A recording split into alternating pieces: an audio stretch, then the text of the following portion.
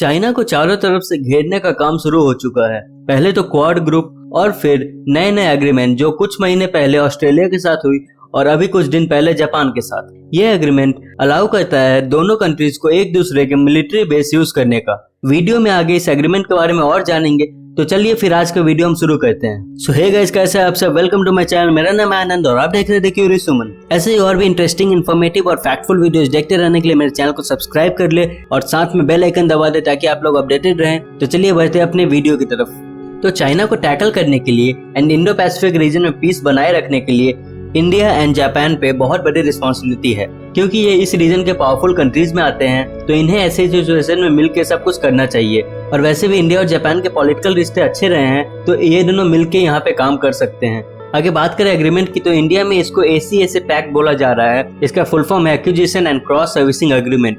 ये पैक्ट दोनों कंट्रीज के फोर्सेस को अलाउ करता है for exchange of supplies and services during the bilateral exercises and training. आसान भाषा में ये कंट्री को दूसरे कंट्री का मिलिट्री बेस यूज करने के लिए अलाउ करता है और इसके ही साथ साथ अलग अलग सप्लाईज जैसे कि फ्यूल, फूड, मेडिकल एक्सेट्रा या सर्विसेज जैसे training service, transportation service, maintenance service और ऐसे ही और भी अलग अलग सर्विसेज को अलाउ करती है। आगे फिर एग्रीमेंट में फोर्सेस की इंटरऑपरेबिलिटी की बात आई है। ये क्या है? तो ये हमें बताती है कि अगर कभी ऐसा कोई सिचुएशन आया जब दोनों फोर्सेस को एक साथ कोई प्लान एग्जीक्यूट करना है या वॉर में जाना है, तो इंडियन फोर्स को जापानीज फोर्स की formation, military strategy, training etcetera इन सब चीजों के बारे में पता होना चाहिए। एंड सेम जापानीज फोर्स को इंडियन फोर्स के बारे में पता होना चाहिए for better cooperation and better coordination. जिस दिन पैक्ट साइन हुआ था उसी दिन फ्रांस से राफेल का एक और ऑर्डर इंडिया ने रिसीव किया था, जिसके बाद Indian defence minister Shri Rajnath Singh ji ने कहा था that India's responsibility is not limited to its territorial boundary. We are committed to the peace in Indo-Pacific and Indian Ocean region too.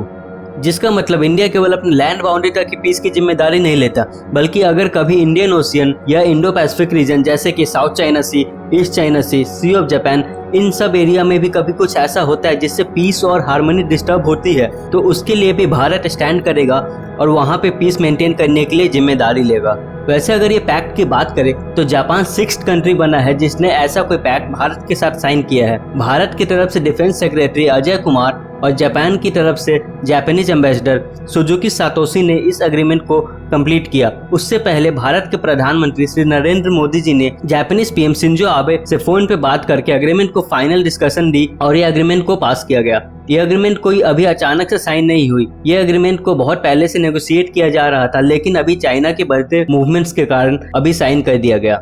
हालांकि जून में भी एक पैक्ट साइन हुआ था जो इंडिया और ऑस्ट्रेलिया के बीच में था एंड वो भी काफी सिमिलर पैक्ट था। उसे मल्टी लॉजिस्टिक सपोर्ट एग्रीमेंट बताया गया था एंड वो इंडिया और ऑस्ट्रेलिया के ओवरऑल डिफेंस कोऑपरेशन को बढ़ावा देने के लिए हेल्प करेगा। जापान के अलावा 5 और कंट्रीज है जिनसे भारत ने अब तक ऐसा कोई पैक्ट साइन किया है, जैसे US, Singapore, south Korea, France, Australia. इनमें से US, फ्रांस, ऑस्ट्रेलिया के साथ जो डील है वो पूरे इंडियन आर्म फोर्सेस के लिए है, जिसमें एयरफोर्स, नेवल और आर्मी तीनों शामिल होती है। वो इन तीनों कंट्रीज के मिलिट्री बेस को यूज कर सकती हैं। बात करें सिंगापुर और साउथ कोरिया की, तो इन दोनों कंट्रीज ने केवल इंडियन नेवी को अलाउ कर रहा है अपने मिलिट्री बेसिस को यूज करने के लिए। एंड इसी के कारण कहा जाता है कि ये एग्रीमेंट हर कंट्री के लिए डिफर कर सकती है, मतलब कि कोई कंट्री अपने हिसाब से दूसरा एग्रीमेंट बना सकता है, जैसे कि सिंगापुर और साउथ कोरिया ने कराया हुआ है सिर्फ इंडियन नेवी को अलाउ करके। वैसे ही कुछ कंट्री जैसे हैं जिन्होंने पूरे इंडियन आर्म फोर्सेस को अलाउ कर रखा है, Indian navy, Indian army, Indian air force, जैसे कि US,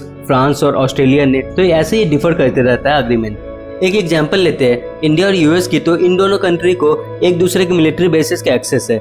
एंड जैसे कोई US शिप है तो वो इंडियन बेस पे आके उसको रिपेयर करा सकती है, रिफ्यूल करा सकती है और भी दूसरी सप्लाईज एंड सर्विसेज जो अग्रीमेंट के अकॉर्डिंग लीगल है वो सब किया जा सकता है। एंड सेम ऐसा ही होगा अगर कोई इंडियन शिप US के बेस पे जाता है तो। सो इंडो पैसिफिक में इंडिया को मजबूत बने रहने के लिए एक बहुत ही अच्छा एग्रीमेंट मिला है जिससे चाइना को रोका जा सकता है। चाइना से याद आया, चाइना को रोकने के लिए अमेरिका ने मालदीव्स के साथ ऐसा ही लॉजिस्टिक डील साइन किया है, जिसमें वो मालदीव्स के मिलिट्री बेस को अपने फोर्स के लिए यूज कर सकते हैं।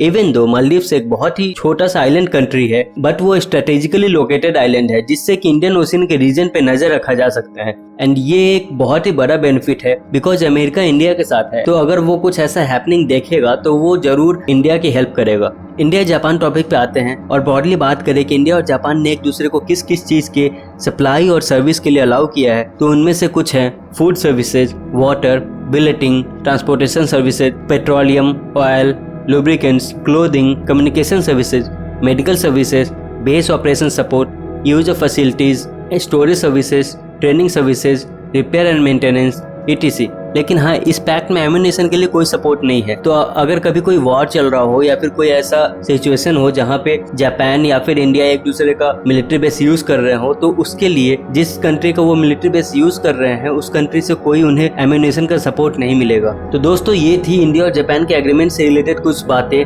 मैंने कोशिश किया कि आपको बिल्कुल आसान भाषा में समझा सकूं। अगर वीडियो आपको अच्छा लगा तो प्लीज वीडियो को लाइक करें, चैनल पे नया है तो सब्सक्राइब करें और शेयर करें इस वीडियो को ताकि ये और लोगों तक पहुंच सके। मिलते हैं अगले वीडियो में, तब तक के लिए धन्यवाद।